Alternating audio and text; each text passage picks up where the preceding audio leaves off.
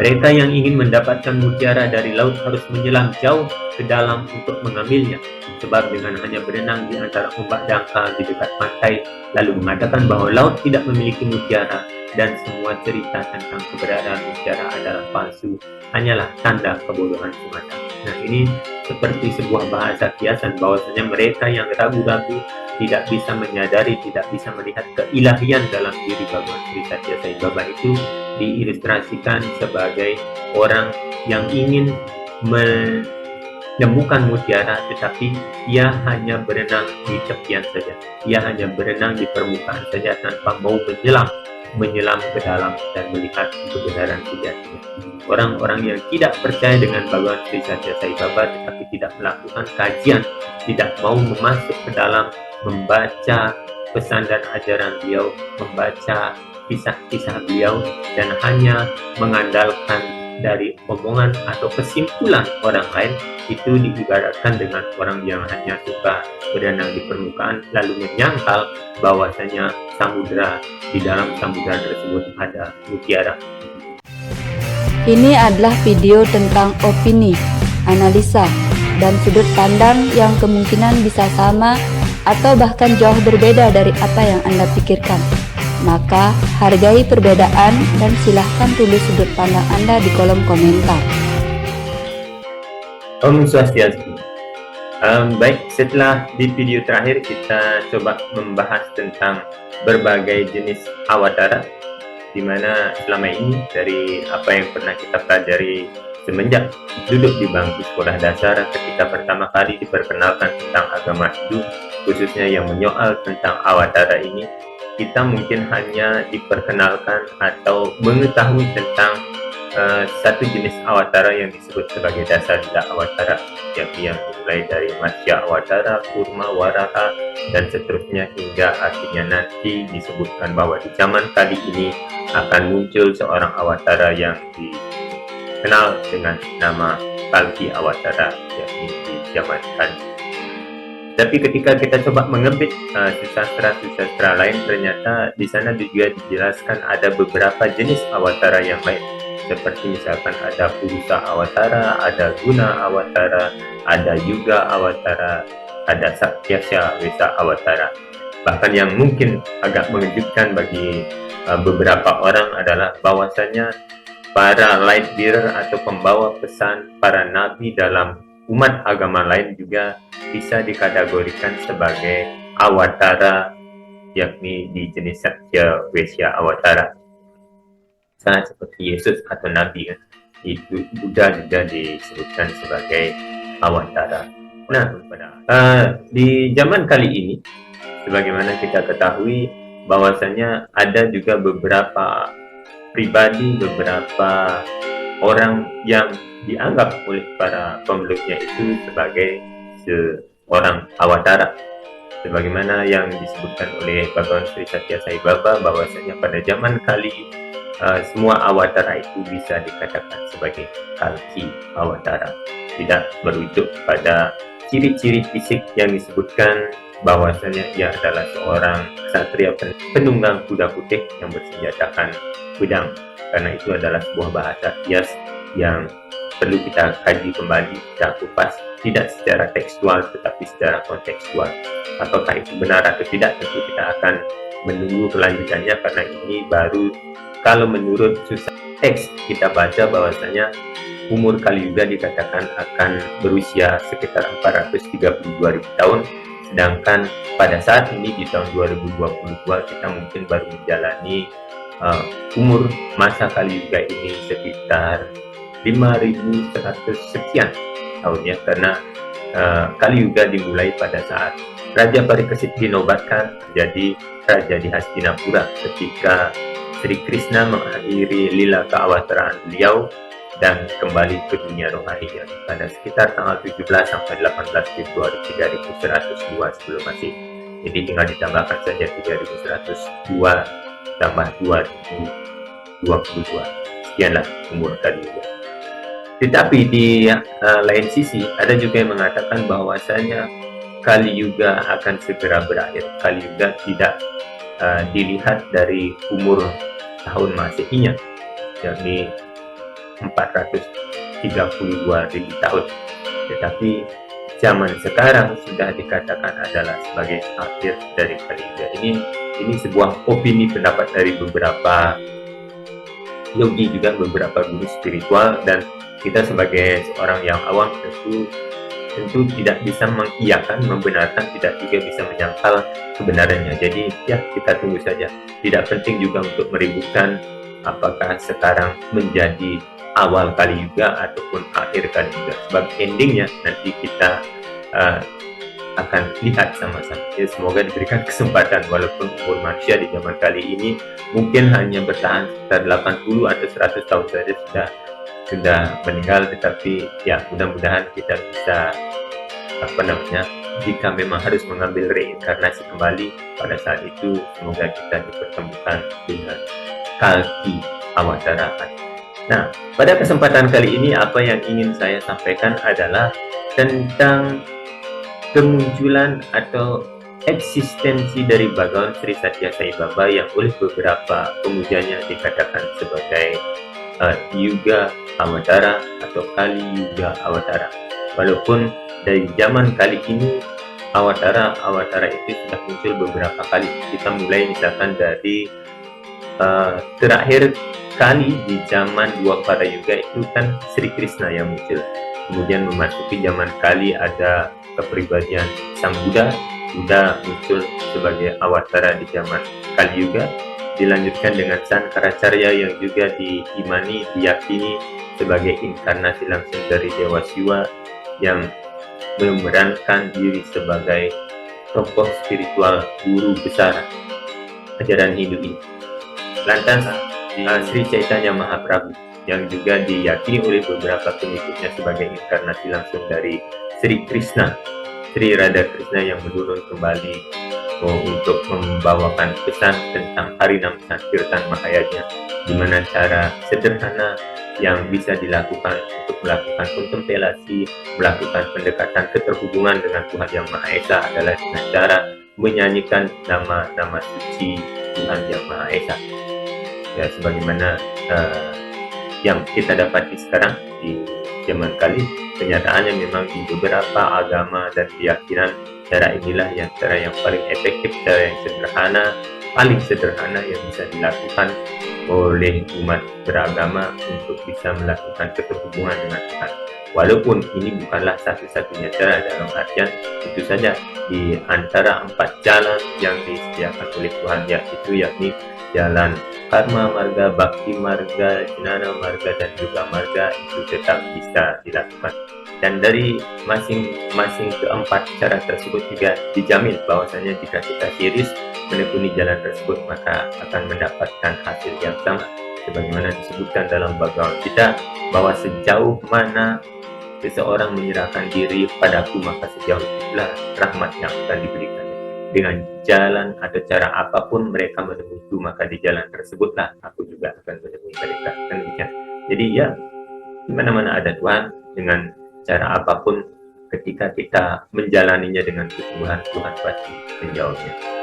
So, kita akan ke poin utama dari video ini, yakni tentang penjelasan kenapa Bhagawan Sri Satya Sai Baba yang diyakini oleh beberapa orang sebagai Yuga Awatara, sebagaimana yang sudah saya sebutkan di video sebelumnya tentang kriteria dari berbagai macam ciri fisik, dari berbagai nadi atau ramalan, dan juga pengalaman beberapa orang yang telah membuktikan keilahian Bhagawan Sri Satya Sai Baba tersebut.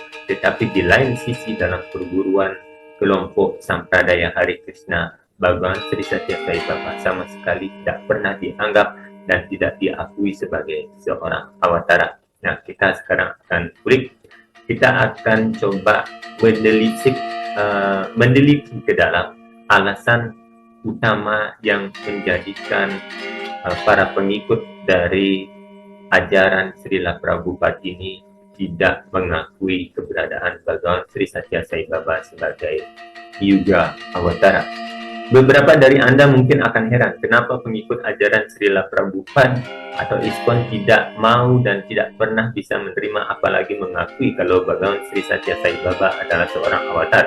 Nah, biar tidak menduga-duga, maka hari ini saya akan coba berikan gambaran singkatnya. Dalam garis perguruan satu sampradaya ISKCON, International Society for Krishna Consciousness atau Hari Krishna, biasanya mereka akan ditanamkan beberapa hal prinsip, yakni seperti pertama, misalkan mereka harus meyakini bahwa Krishna itu adalah personalitas Tuhan Yang Maha Esa, sumber dari semua awatara dan dewa. Ini sebuah keharusan, sebuah keniscayaan bahwa para pengikut Srila Prabhupada itu harus mengakui bahwa Krishna adalah satu-satunya personalitas Tuhan Yang Maha Esa, sumber dari awatara dan dewa. Biasanya mereka mengutip kitab Brahma Samhita sloka pertama yang mengatakan bahwa Iswara Parama Krishna Satchit Ananda Wigraha Anadir Adir Govinda Sarwa Karanam Karanam. Iswara kan Tuhan, Parama Krishna, Parama tertinggi, Krishna adalah Tuhan yang tertinggi. Biasanya itu yang salah satu sloka yang dipakai sebagai penguat, sebagai referensi tentang sikap mereka yang menempatkan Krishna sebagai Tuhan, ya, sebagai kepribadian Tuhan Yang Maha Esa.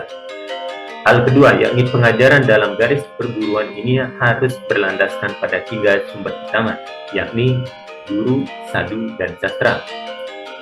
Ketiga, guru adalah wakil Tuhan Sri Krishna di bumi, sehingga para pengikut harus memiliki ketundukan hati dan hormat pada guru-guru Vaishnava.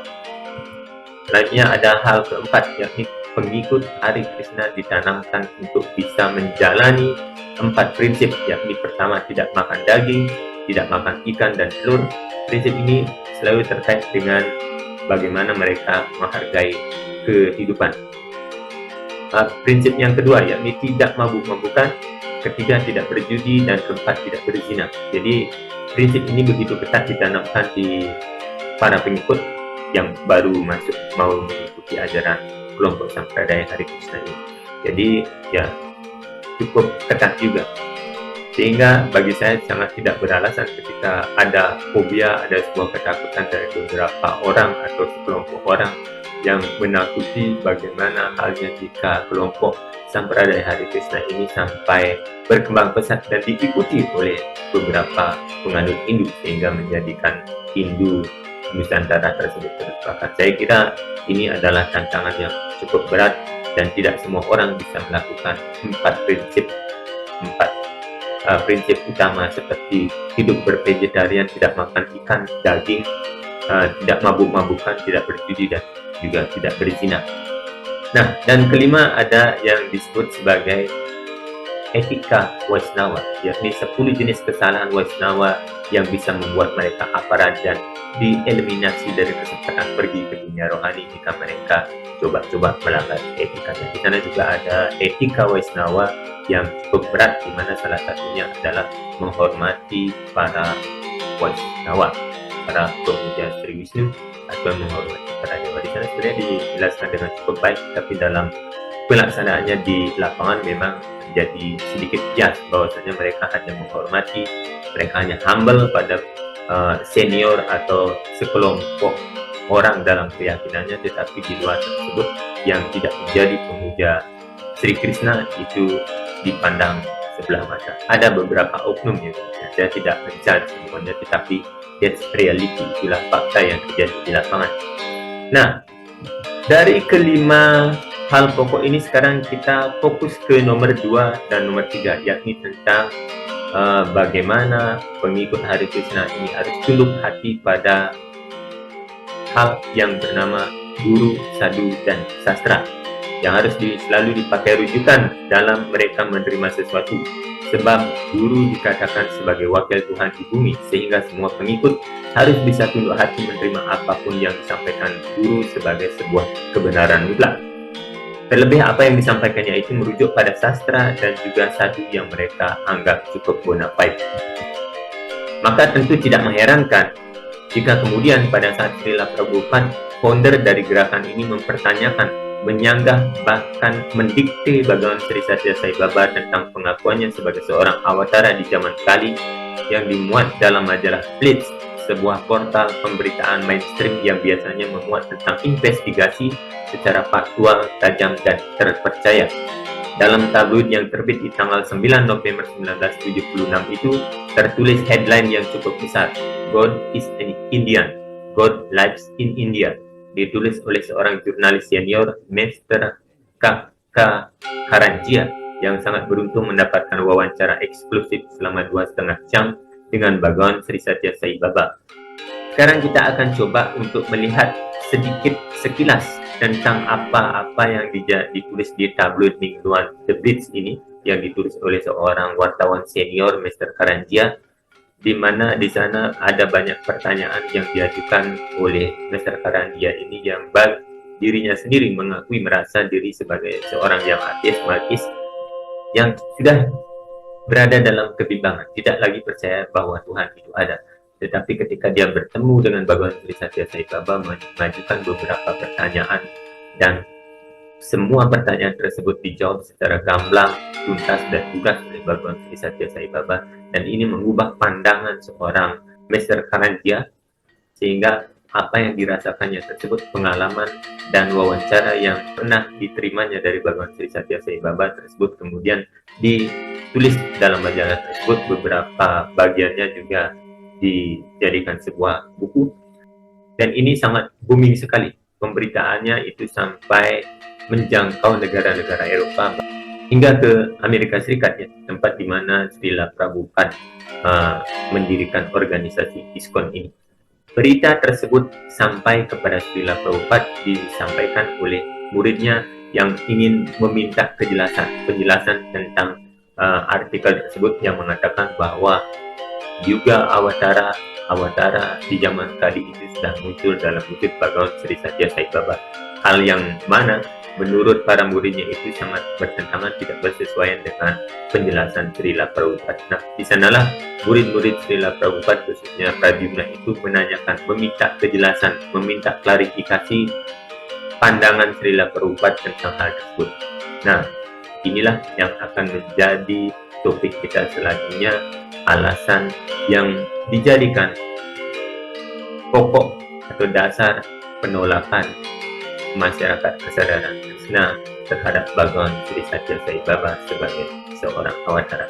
Bagaimana kelanjutannya? Kita coba lihat dulu beberapa bagian dari majalah tabloid yang ditulis oleh Mr.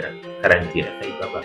Mr. Karanjia yang merasa diri sebagai seorang ateis dan marxis, dulunya dia adalah seorang ateis, ya, tidak lagi percaya dengan adanya Tuhan, telah datang melihat dan kemudian disadarkan oleh jawaban-jawaban Bhagawan Sri Satya Sai Baba yang begitu menyentuh, begitu berlogika, begitu tidak bisa dibantah, sehingga dia merasa ditaklukkan. Dan pada saat itu dia baru menyadari bahwasanya sikap yang selama ini dia kukuh, bahwasanya dia tidak percaya dengan adanya Tuhan, dia mulai berangsur-angsur menyadari bahwa lalu siapa lagi yang bisa percaya bahwasanya Tuhan memang ada.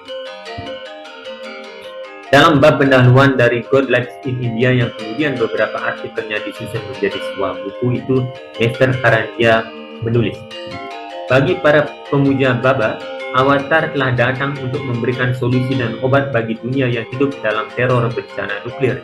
Dikotomi palsu yang diciptakan oleh pemikiran barat seperti Tuhan dan manusia, Purusa dan Dewa, sama sekali tidak ada dalam kitab suci India yang mengatur asimilasi atau persekutuan Tuhan dalam manusia dan manusia dalam Tuhan sebagai dasar agama. Baba mempersonifikasikan filosofi ini seperti yang dia katakan kepada saya, Mr. Karanjia maksudnya, Tuhan adalah manusia dan manusia adalah Tuhan.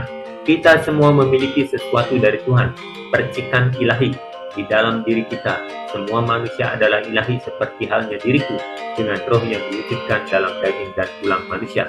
Satu-satunya perbedaan adalah bahwa mereka tidak menyadari keilahian mereka. Nah, ini dikatakan oleh Bhagawan Sri Satya Sai Baba, sebagaimana yang sudah saya singgung barusan, bahwasanya Bhagawan Sri Satya Sai Baba melihat Dehi dalam setiap orang itu, Atman yang sama akan bisa menjadi seperti dirinya, membuat sesuatu yang bagi manusia dikatakan sebagai keajaiban atau miracle bisa memiliki kesadaran consciousness yang bagus jika ia benar-benar menyadari bahwa dirinya adalah percikan dari yang ilahi itu sendiri yang memiliki sifat-sifat yang sama dengan Tuhan.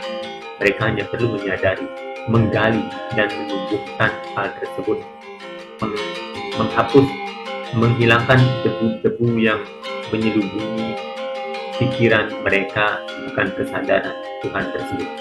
Jadi di sini dikatakan bahwasanya semuanya adalah Tuhan, semuanya adalah avatar. Jika saya avatar, maka yang lain juga avatar. Jika Baba adalah Tuhan, maka yang lain juga adalah Tuhan. Demikian yang pernah dikatakan oleh Bhagawan Sri Satya Sai Baba. Untuk minoritas yang ragu-ragu atau bingung di bagian mana saat itu, Baba memiliki pesan benar. Untuk mereka yang kira-kira para pembaca dari tabloid The Blitz ini, tabloid mingguan ini yang memiliki posisi seperti Mr. Karanjia pada waktu itu, mungkin bingung kira-kira di mana posisi dia pada saat itu. Baba memiliki pesan khusus seperti ini. Mereka yang ingin mendapatkan mutiara dari laut harus menyelam jauh ke dalam untuk mengambilnya, sebab dengan hanya berenang di antara ombak dangkal di dekat pantai, lalu mengatakan bahwa laut tidak memiliki mutiara dan semua cerita tentang keberadaan mutiara adalah palsu, hanyalah tanda kebodohan semata. Nah, ini seperti sebuah bahasa kiasan bahwasanya mereka yang ragu-ragu, tidak bisa menyadari, tidak bisa melihat keilahian dalam diri Bhagawan Sri Satya Sai Baba itu diilustrasikan sebagai orang yang ingin menemukan mutiara, tetapi ia hanya berenang di tepian saja, ia hanya berenang di permukaan saja tanpa mau menyelam ke dalam dan melihat kebenaran sejatinya. Orang-orang yang tidak percaya dengan Bhagawan Sri Satya Sai Baba tetapi tidak melakukan kajian, tidak mau masuk ke dalam membaca pesan dan ajaran beliau, membaca kisah-kisah beliau, dan hanya mengandalkan dari omongan atau kesimpulan orang lain, itu diibaratkan dengan orang yang hanya suka berenang di permukaan lalu menyangkal bahwasanya di dalam samudra tersebut ada mutiara. Mereka akan mengatakan bahwa keberadaan mutiara adalah palsu. Karena apa? Ya karena mereka tidak pernah menyelam. Mereka hanya puas berenang di permukaan lalu sudah mengambil sebuah kesimpulan. Demikian juga, jika seseorang ingin mendapatkan cinta dan kasih sayang dari avatar, dia harus menyelam lebih dalam dan tenggelam dalam kasih keilahian Sai Baba. Hanya dengan demikian dia akan menjadi satu dengannya dan membawanya ke dalam hatinya yang paling dalam. Karanjia melanjutkan lebih jauh dan mencatat, saya masih belum menyelam cukup dalam kelautan cinta dan pengabdian ini untuk memperoleh rahmat Bhagawan Sri Satya Sai Baba. Pengalaman saya tentang Baba terbatas pada pertemuan singkat di Bombay yang diikuti dengan dialog panjang di Puttaparthi. Namun demikian pertemuan itu fantastis, hampir menghancurkan keakuan dan kekakuan prinsip saya selama ini. Itu pengakuan yang ditulis oleh Mr. Karanjia di dalam tabloid mingguan tersebutnya. Jadi membuat orang-orang penasaran. Orang yang sudah terkenal ateis dan marxis seperti Mr. Karanjia ini kok tiba-tiba berubah pandangan begitu drastis. Apakah dia disihir, disulap, atau bagaimana?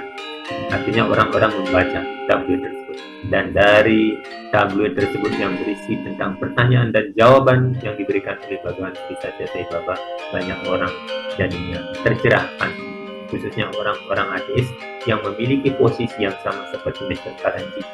Itu mereka artinya terketuk secara langsung untuk, ya benar juga apa yang disampaikan oleh Baba. Kita tidak bisa langsung menyimpulkan sesuatu itu benar atau tidak sebelum kita menyelami, sebelum kita meneliti keberadaannya sendiri.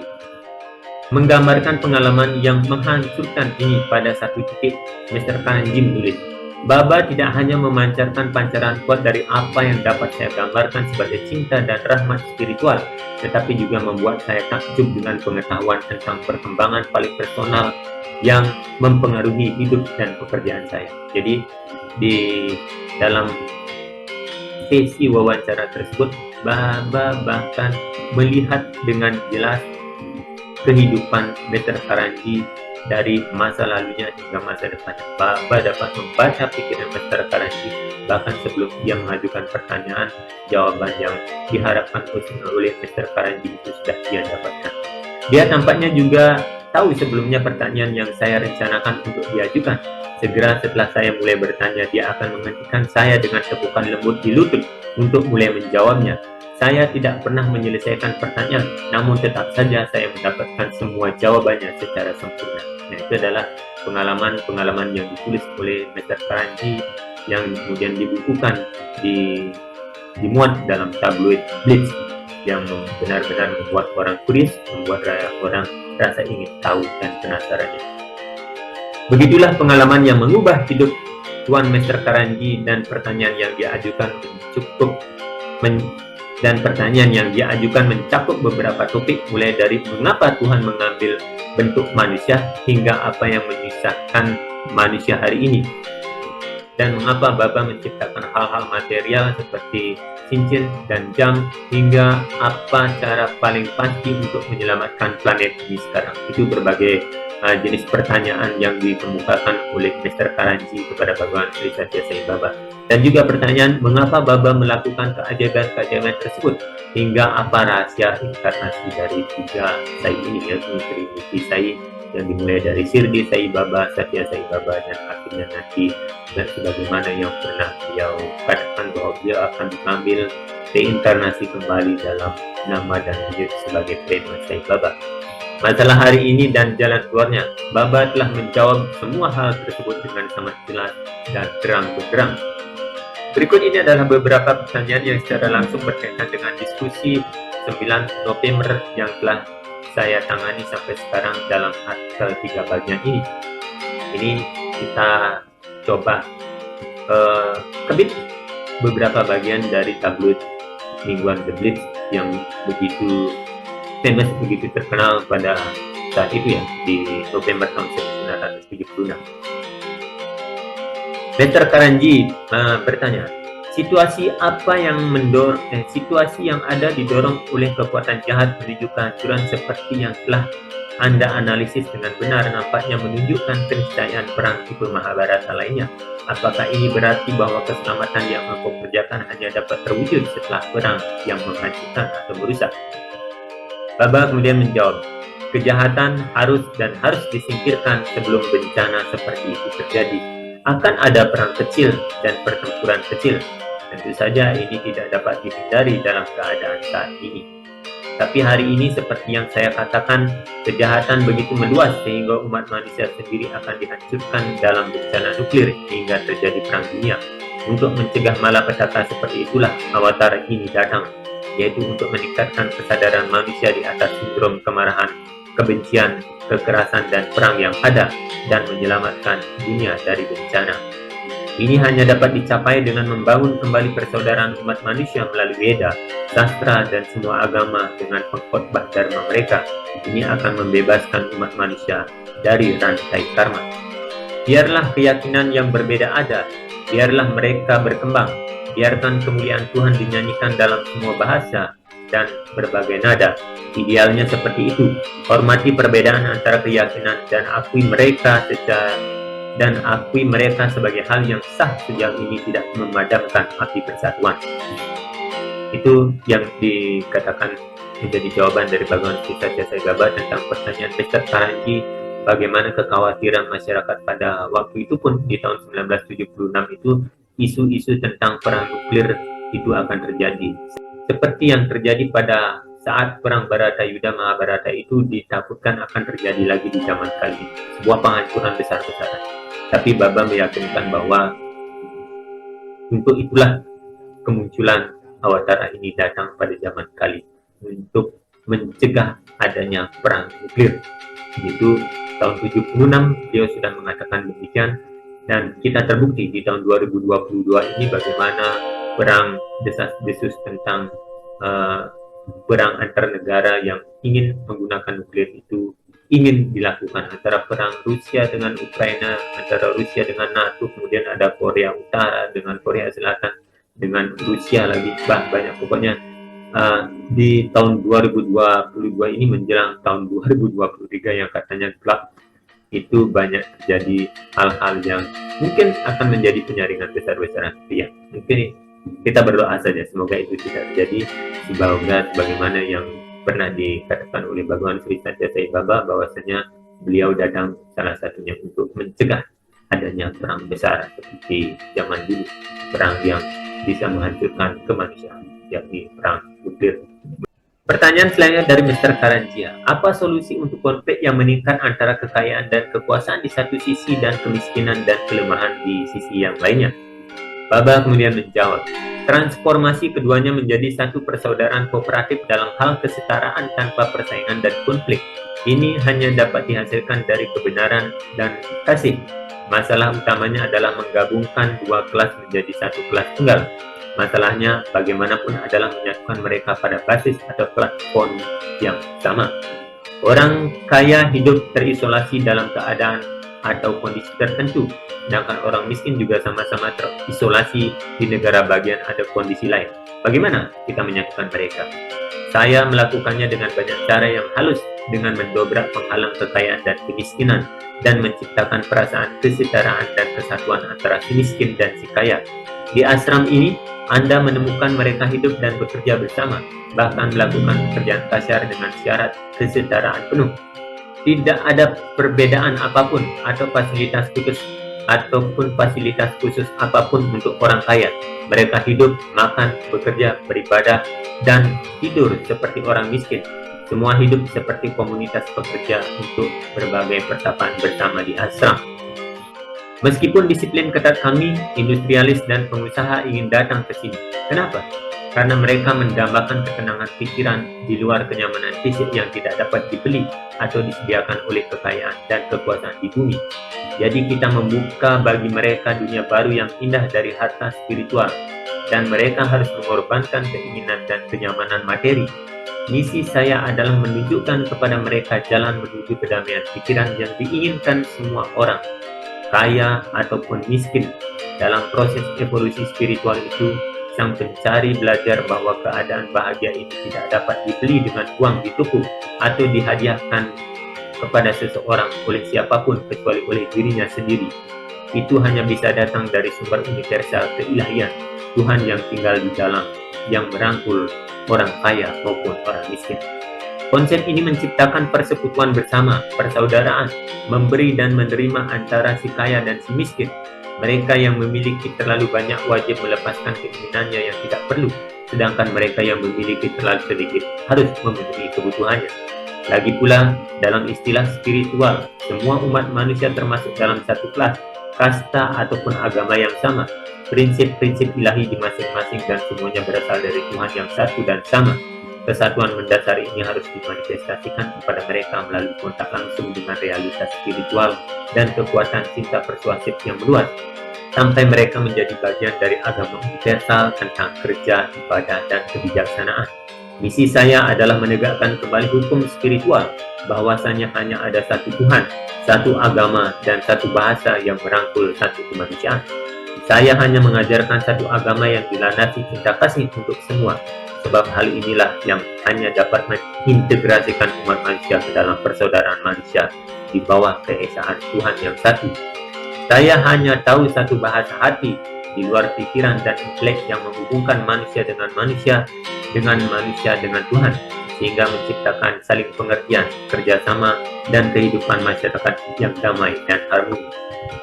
Atas dasar ini saya ingin membangun satu umat manusia tanpa sekat agama, kasta, ataupun lainnya dalam kerajaan cinta kasih universal yang memungkinkan para pengikut saya merasakan seluruh dunia sebagai keluarga mereka. Nah, itu jawaban dari Bhagavan Sri Satya Sai Baba yang saya sendiri merasakannya ketika diberikan kesempatan untuk datang ke tempat beliau di Puttaparthi, India Selatan. Bagaimana semua orang berkumpul, dari orang yang paling kaya sampai seorang buruh harian itu memiliki kesetaraan, sama-sama berada di sana sebagai seorang bhakta yang merindukan kehadiran Tuhan, seorang bhakta yang menginginkan sentuhan sparsan dan sambasan dari Brahman yang telah mewujudkan dirinya, yang telah mengambil wujud sebagai Bhagavan Sri Satya Sai Baba. Semuanya berkumpul dalam kesetaraan. Tidak ada orang yang memiliki fasilitas yang khusus eksklusif karena dia kaya, ataupun mereka yang miskin hanya tinggal di tempat yang kurang kaya. Tidak, semuanya berada di tempat yang sama, di apartemen yang juga, pokoknya kesetaraan. Di sana semua menjadi satu dan sama. sebagaimana yang diajarkan oleh Bhagavan Sri Satya Sai Baba. There is only one case, the case of humanity. Hanya adalah satu kasta, yakni kasta kemanusiaan. There is only one religion, the religion of love. Hanya ada satu agama, yakni agama yang mengajarkan tentang cinta kasih. There is only one God and His omnipresence. Hanya ada satu Tuhan, yakni Dia yang ada di mana-mana dan melingkupi semesta raya. Jadi tidak ada Tuhan yang lebih tinggi, Tuhan yang lebih rendah, Tuhannya si A atau Tuhan si B, Tuhan agama A dan Tuhan agama B. Tidak ada demikian. Di sana diajarkan Bhagavan Sri Satya Sai Baba mengajarkan tentang kesatuan dan persatuan sebagai umat manusia. So, bukankah itu adalah pesan yang cukup fantastis ya di tanggal 9 November? Jika kita teliti, ini adalah pesan yang sama yang disampaikan Baba melalui Vivekananda pada tanggal 19 November tahun 1893. Kata-katanya berbeda, tetapi semangatnya dan inti yang dibawakannya sama persis. Dan yang mana di tanggal yang sama, yakni 11 November 1906, pesan itu telah ditunjukkan dan disebarkan lagi ke dunia melalui karakter karismatik Gandhiji dan Satyagrahanya. Dan di tahun 1976, Brahman sendiri dalam wujud sebagai Satya Sai Baba telah menyegarkan dan mengejanya dengan jujur dan melakukannya secara dramatis melalui seorang jurnalis senior, Mr. R.K. Karanji, yang mana tulisan tersebut dipublish itu kemudian menjadi dinamit spiritual yang meledak dan mendengungkan suaranya ke seluruh penjuru dunia bagaikan kilat atau blitz yang menggelegar dan menyentak banyak orang. Nah, ini semangat dari kesatuan, semangat dari persaudaraan antar bangsa di seluruh semesta ini pernah disampaikan oleh Vivekananda di tanggal yang sama, yakni 9 November 1893. Kemudian di tahun 1906 di tanggal yang sama juga 9 November itu semangat yang sama disampaikan kembali oleh seorang Gandhiji dengan dan Satyagrahanya. Dan di tanggal 9 November 1976 kembali Bhagavan Sri Satya Sai Baba menyegarkan, mengingatkan, merefresh hal tersebut, hal-hal yang pernah disampaikan oleh Vivekananda dengan juga Gandhiji lewat pertanyaan yang disampaikan oleh seorang jurnalis senior majalah Blitz. Dan itu benar-benar menjadi seperti kilatan, seperti booming yang menyadarkan orang, wah, ketika melihat kilat biasanya kan kita dikejutkan oleh jawaban-jawaban Bhagavan Sri Satya Sai Baba yang itu logis, jelas dan terang benderang untuk melihat gambaran seutuhnya tentang bagaimana kehidupan ini, bagaimana hubungan kekal kita dengan Tuhan Yang Maha Esa. Nah, tulisan ini terekspos dengan sangat luas hingga murid Srila Prabhupada juga mendengar lalu menanyakan hal tersebut kepada gurunya yang transkrip percakapan mereka kira-kira akan seperti ini. Ya, sekarang kita akan menjurus. Tadi kita sudah coba untuk membahas, saya coba membeberkan gambaran dulu apa-apa yang termuat dalam majalah Blitz, yang kemudian berita dan tulisan ini menyebar hingga sampai kepada Srila Prabhupada melalui murid beliau yang bernama Pradyumna. Pradyumna membawa tabloid ini dan menanyakan kepada Srila Prabhupada dan menunjukkan bagaimana pendapat Anda tentang tabloid ini yang mengatakan bahwa Tuhan tinggal di India. Bahwasanya orang yang kribo ini, nama Bhagavan Sri Satya Sai Baba, diklaim sebagai awatara atau Kaliyuga. Sangat bertentangan dengan penjelasan Anda yang kami dapatkan selama ini. Kira-kira itu pengaduan dari murid Srila Prabhupada tentang majalah Blitz yang memuat tentang Bhagavan Sri Satya Sai Baba. Bagaimana transkrip percakapan antara Pradyumna dan Srila Prabhupada yang akhirnya menjadikan pengikut dari kesadaran Krishna ini juga tidak mempercayai Bhagavan Sri Satya Sai Baba sebagai awatara.